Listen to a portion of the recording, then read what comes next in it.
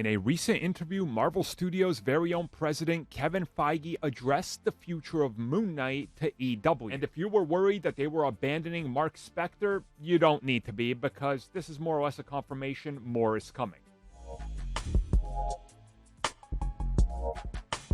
So this came directly from the EW asking Kevin Feige on follow-up seasons and whether we would see any follow-up seasons to current shows that haven't been announced to be going on for multiple, successive seasons. Loki, obviously we know, and we knew from the early days that they were planning for at least 3 seasons, so that was kind of a given. We've seen listings in regards to multiple other series having second seasons, but again, nothing has materialized.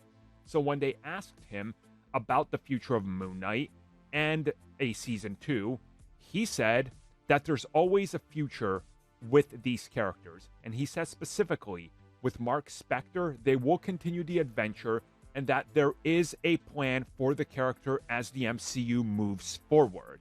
And he thinks and says it's a fun idea to explore characters existing on TV, showing up in films, and then TV again, and who knows where they're going to end up. And I think what he's teasing is what a lot of us kind of expected, and that's Moon Knight Season 1, then he shows up in a film or two, or maybe a crossover in another show, and then down the road, we get a follow-up season. And we can explore more stories and kind of have more time with the character.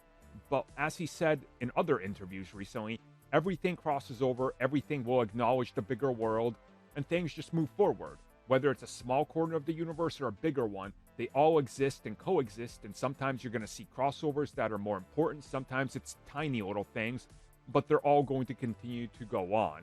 So while it's not a guaranteed Moon Knight Season 3, 4, 5, 6 or whatever, he's going to continue to exist. We will see him return, and that's good, because that's what we need, right?